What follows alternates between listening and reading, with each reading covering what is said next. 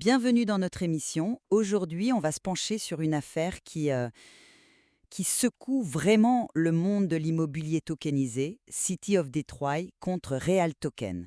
Le dossier a pris une tournure assez spectaculaire en novembre 2025, quand les fondateurs de Realté, les frères Rémy et Jean-Marc Jacobson, ils ne se sont pas présentés à une audience cruciale. Et pour ne rien arranger, on leur reproche d'utiliser une simple boîte postale comme adresse, ce qui, vous l'imaginez, complique énormément toute notification judiciaire. Hmm. Et la question que tout le monde se pose, investisseur en tête, c'est qu'est-ce que ça veut dire? Est-ce que cette attitude face à la justice, c'est, disons, la panique d'une start-up innovante mais complètement dépassée par la réalité du terrain? Ou est-ce qu'on assiste à un plan délibéré pour échapper à ses responsabilités, ce qui ressemblerait quand même beaucoup à de la fraude? De mon côté, je vais défendre l'idée que ces faux pas, aussi graves soient-ils, sont avant tout le symptôme d'une entreprise pionnière. Realty a voulu dynamiter un secteur très traditionnel et aujourd'hui, elle se prend le retour de bâton. C'est un peu le prix à payer pour l'innovation. Le dissident. Et moi, je soutiendrais que ces actions ne sont pas des erreurs de parcours, mais bien une stratégie.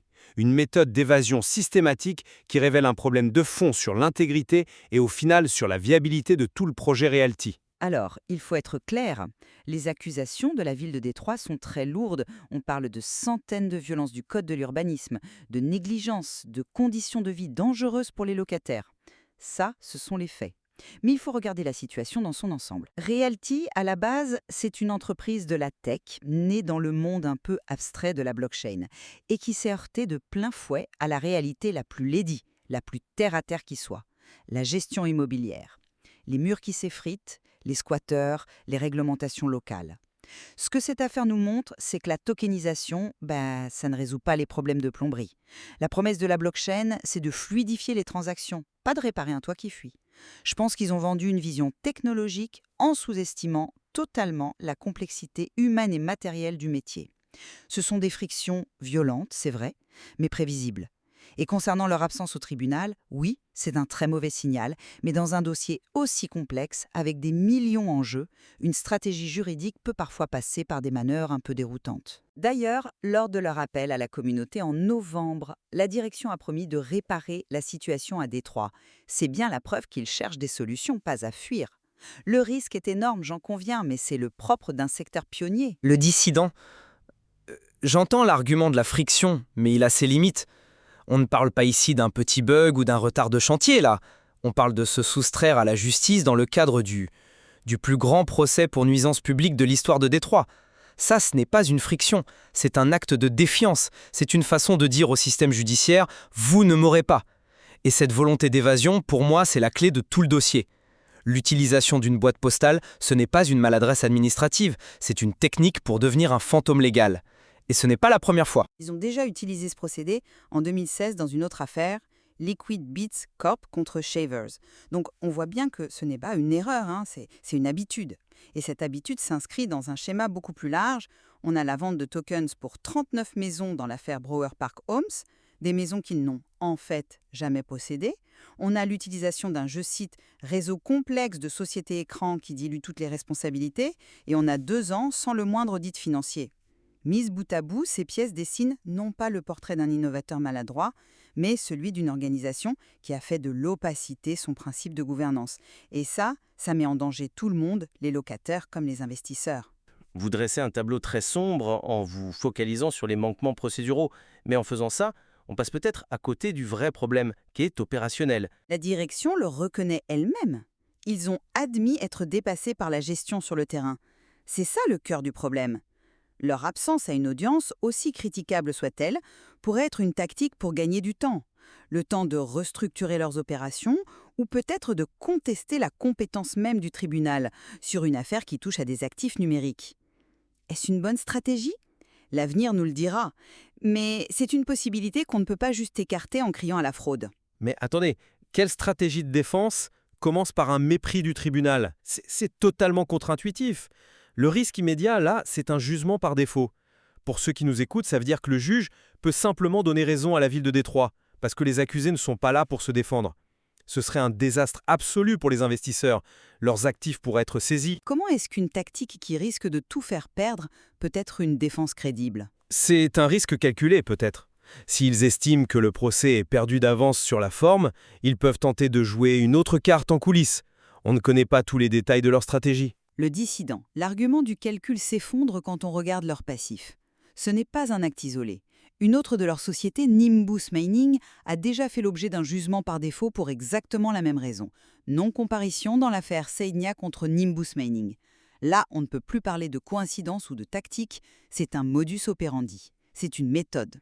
Fournir une boîte postale, ne pas se présenter, ce sont des stratégies d'obstruction, pas de défense. Ils jouent la montre. Sauf que cette fois, en face, c'est la ville de Détroit.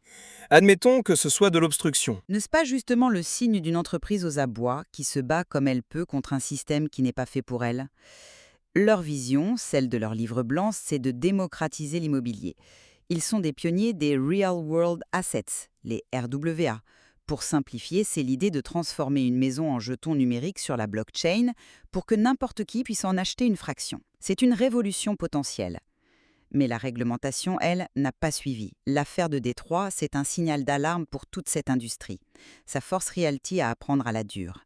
C'est peut-être le crash test nécessaire pour que le concept de RWA devienne mature. Le dissident? Oui, mais l'innovation ne peut pas être un chèque en blanc pour la tromperie. Vous parlez de vision, moi je parle de faits. Une analyse forensique de leurs opérations a conclu à une incapacité totale à intégrer les principes les plus élémentaires de la gestion immobilière. Vendre pour 2,72 millions de dollars de tokens pour des maisons qu'ils n'ont jamais achetées dans l'affaire Brewer Park, ce n'est pas un crash test, c'est une faute lourde.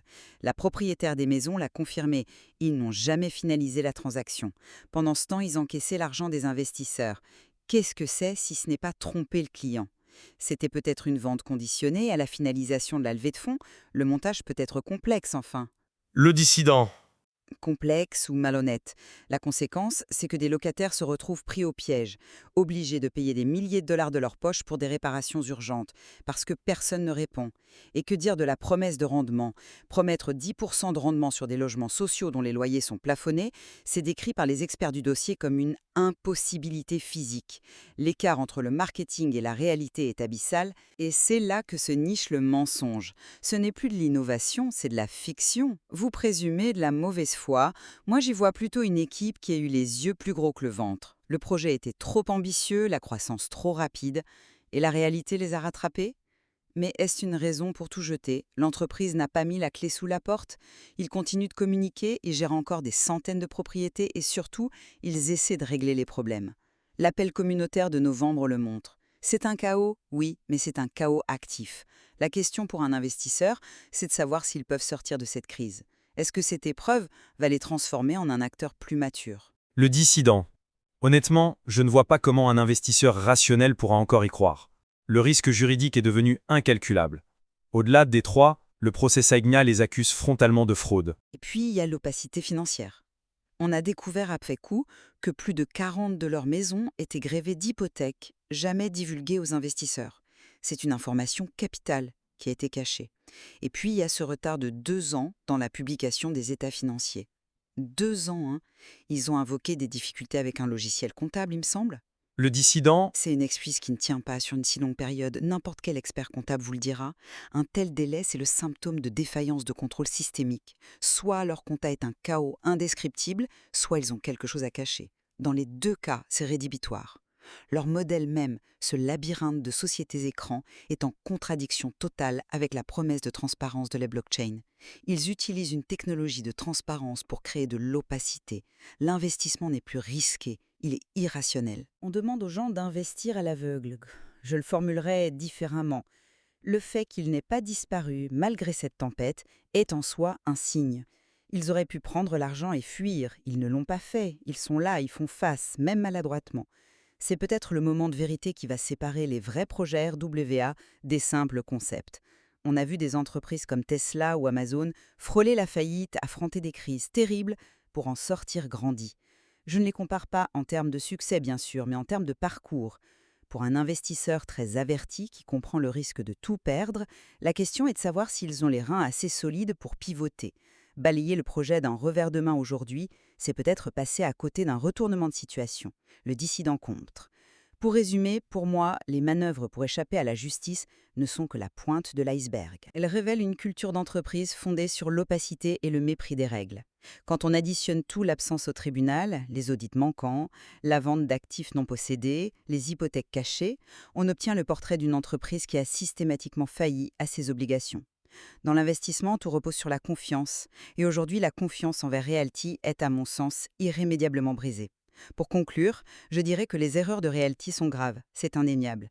Mais elles racontent une histoire plus grande, celle de la collision frontale entre la finance décentralisée, un monde de code et de vitesse, et le monde physique, un monde de briques et de lois locales. Realty était l'épicentre de cet accident. Ils sont obligés de se réinventer sous la pression. L'issue est plus qu'incertaine, mais je pense qu'il est prématuré de signer l'acte de décès d'un projet qui, malgré tout, se bat encore pour survivre et, espérons-le, pour réparer ses torts, le décidant. Ce qui est certain, c'est que cette affaire restera un cas d'école pour l'avenir de l'immobilier tokenisé. Elle expose de manière crue la tension entre l'ambition de vouloir tout changer et l'obligation, elle non négociable, de rendre des comptes. Absolument. Et elle laisse ouverte cette question fondamentale de savoir où s'arrête l'échec entrepreneurial, même cuisant, et où commence la fraude délibérée. Un débat qui est loin, très loin d'être clos.